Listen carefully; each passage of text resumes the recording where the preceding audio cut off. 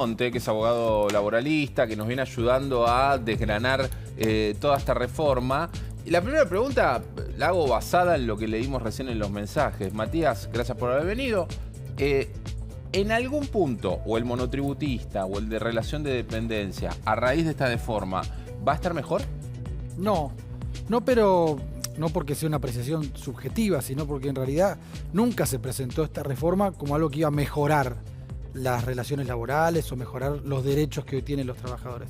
Lo que se presentó y fue el fundamento por el cual el Poder Ejecutivo envió esta reforma, este proyecto al Congreso, es que es de algún modo la forma para la cual se va a incentivar la creación de empleo. Los empresarios van a empezar a contratar y registrar las relaciones laborales en función de esta reforma que de algún modo flexibiliza o protege menos a los trabajadores. Y ahí está el primer debate, porque en realidad la legislación laboral está bastante demostrado que no es la clave ni para crear ni para destruir empleo, que eso depende de la política económica, así que pareciera que el resultado va a ser en ese aspecto frustrante.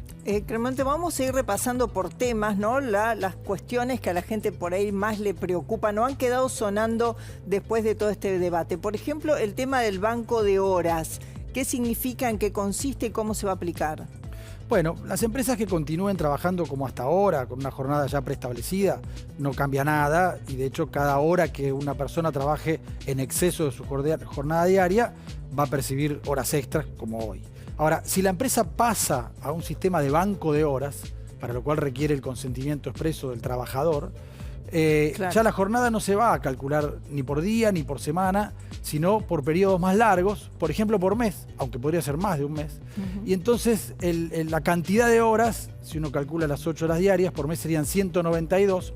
El empleador va a poder distribuirlas como quiera en función de las necesidades de la empresa, y puede decirle a una persona que trabaje un día 12 horas, un día 6, un día 8, y al finalizar ese periodo de un mes se cuentan las horas, se contabilizan. Si trabajó 192, de algún modo está a mano con el banco.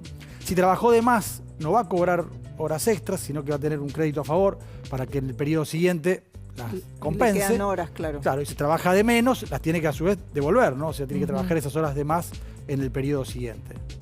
Y sobre esto, si yo trabajo de día, ¿me pueden decir que trabaje a la noche? Si se pasa a trabajar por el sistema banco de horas, no va a haber ninguna limitación. Se puede trabajar 2 horas por día, de noche, de tarde, un día sí, un día no. Todo va a quedar sujeto a lo que organice el empleador. Pero siempre de acuerdo también con el empleado, o sea, se supone. Hablemos de vacaciones, doctor. ¿Cómo quedan ahora? Dicen que se pueden fraccionar. Ya de hecho se fraccionan en muchos lugares. Bueno, en realidad la ley no permite fraccionarlas. Bueno, puede haber un acuerdo, por supuesto, pero no permite fraccionarlas. Y el periodo por el cual se toman vacaciones siempre es entre octubre y abril. Sin embargo, la ley permite fraccionarlas hasta en 3 veces ahora y en cualquier momento del año. También en este caso requiere el acuerdo del trabajador o la trabajadora, pero tanto en el banco de horas como en este caso es un poco discutible que exista realmente la posibilidad del consentimiento del trabajador o la trabajadora, porque bueno, el derecho del trabajo está basado en la idea de que no hay una real libertad a la hora de aceptar o no aceptar algo, porque el trabajador está condicionado para no perder el trabajo, lógicamente. ¿Qué pasa con las indemnizaciones? ¿Se va a ganar lo mismo, menos, más?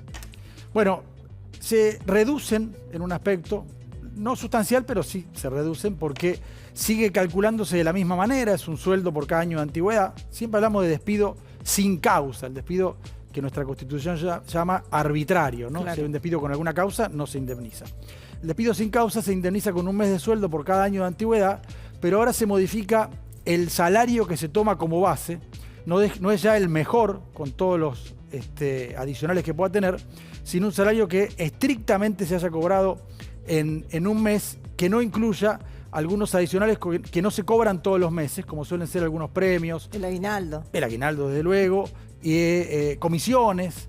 En general esas se cobran cada 2 o 3 meses y acá quedan excluidos. Pero lo más trascendente en el tema de indemnizaciones es que se crea el Fondo de Asistencia Laboral, que es un fondo al cual cada empleador va a tener que aportar obligatoriamente un porcentaje del salario de cada uno de sus empleados, y que al momento de despedir a alguien sin causa puede recurrir a ese fondo y de ahí sacar la suma necesaria para pagar la indemnización, una suerte de seguro obligatorio. Pero ¿cuál es lo que más se cuestionó estos días e incluso en el tratamiento en diputados?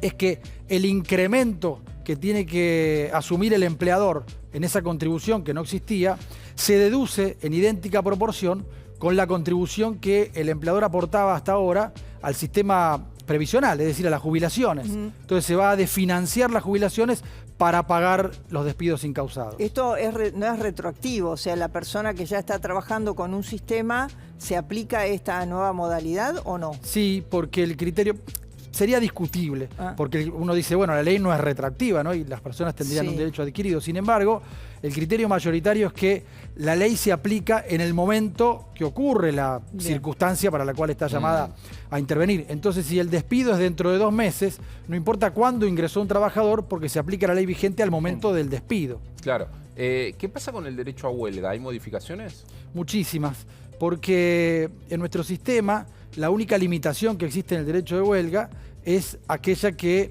se lleva a cabo en los denominados servicios esenciales, que son solo aquellos cuya interrupción puede poner en peligro la vida, la salud o la seguridad de la población, hoy limitados a los hospitales, es decir, la sanidad, a la producción, distribución de agua potable, de energía eléctrica, de gas y al control del tráfico aéreo.